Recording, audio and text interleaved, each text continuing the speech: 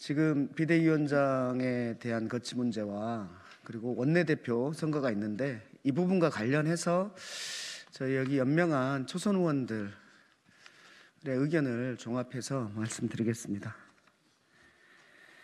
연명에는 이모선 의원 1명이 좀 더 추가된다는 것 말씀드립니다. 낭독하겠습니다. 민주당이 국민의 신뢰를 회복하는 길은 국민과의 약속 이행에 있습니다. 대통령 선거 이후 민주당 지도부가 비대위 체제로 전환되면서 위원장의 적합성을 두고 적지 않은 내용이 발생하고 있습니다. 이 모두 민주당에 실망한 민심을 되돌리고 위기에 빠진 민주당을 구해야 한다는 충정에서 비롯된 것임이 분명합니다.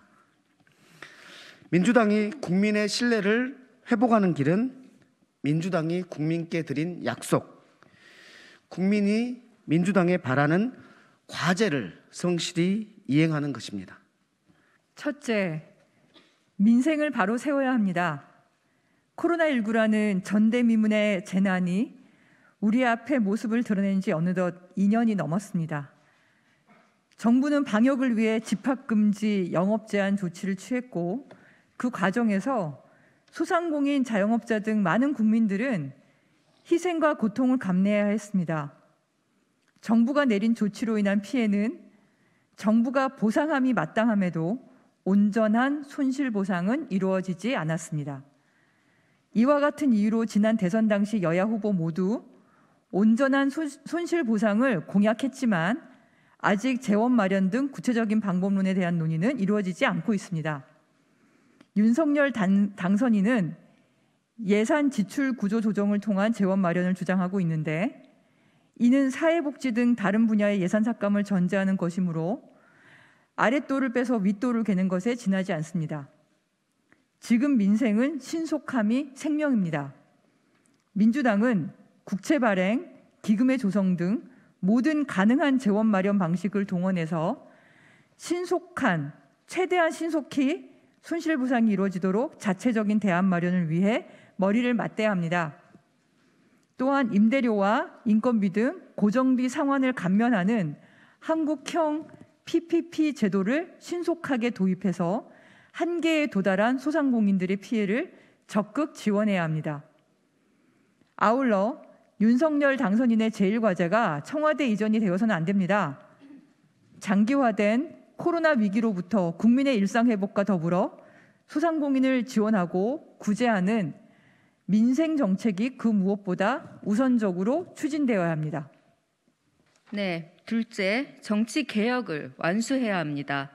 다원주의 정치 체제로 정치 교체를 이뤄내고 민의가 제대로 반영되도록 선거제를 개혁해야 합니다. 이를 위해 국무총리를 국회가 추천하고 국무총리에게 국무위원 추천권을 보장하는 등 기존 대통령 중심제의 단점을 보완하기 위해 제도를 개선해야 합니다. 또한 비례대표 제도를 왜곡하는 위성 정당을 금지하고 중대선거구제, 광역별 비례대표제, 대통령 중임제, 결선 투표제 도입 등 민의를 그대로 반영하는 선거제 개혁으로 다당제 정착을 통한 선의에 정책 경쟁이 가능하도록 정치 시스템을 개혁해야 합니다. 셋째, 검찰 개혁을 완성해야 합니다. 수사권과 기소권을 분리하여 수사기관과 기소기관의 상호 견제 속에서 국민의 인권이 지켜질 수 있도록 하고 검사의 기소, 불기소, 재량권에 대한 통제 장치를 강화해야 하며 검찰에 대한 외부평가 장치를 마련하여 검찰에 대한 민주적 통제가 가능하도록 개선해야 합니다. 넷째, 언론개혁을 추진해야 합니다. 국회 언론미디어 제도 개선 특별위원회 활동 기한 내에 공영방송 지배구조 개선, 언론사, 언론단체, 시민사회가 참여하는 독립적이고 강력한 자율규제 기구 설치 등을 통해 언론의 독립성을 증진하면서도 가짜 뉴스와 왜곡 보도를 근절해야 합니다. 민주당은 국민의 선택을 받은 172석의 원내 과반 정당입니다. 그리고 이를 허락한 국민들은 여전히 우리 민주당의 민생 회복과 개혁 완수를 요구하고 있습니다. 더 지체할 시간이 없습니다. 2년 전 민주당을 선택한 국민의 뜻과 며칠 전 민주당을 심판한 국민의 뜻은 다르지 않습니다. 이제는 오직 국민이 가라는 길, 국민을 위해 가야만 하는 길을 가는데 민주당의 모든 역량을 쏟아야 합니다. 저희 의원들은 비대위원장 거취 문제를 둘러싼 작금의 논란과 관련 문제 해결의 핵심은 비대위원장의 민생 및 개혁 과제를 해결할 의지와 구체적 계획에 있음을 밝힙니다. 따라서 위 과제에 대하여 현 비대위원장이 정확한 입장을 밝힐 것을 촉구합니다. 아울러 현재 원내대표 선거에서도 인물 간의 친소관계에 의한 선거가 아닌 책임 야당 첫 해의 과제들에 대한 논쟁의 선거가 되어야 합니다. 따라서 원내대표 출마자들도 위 과제들에 대한 명확한 입장을 밝혀주실 것을 촉구합니다.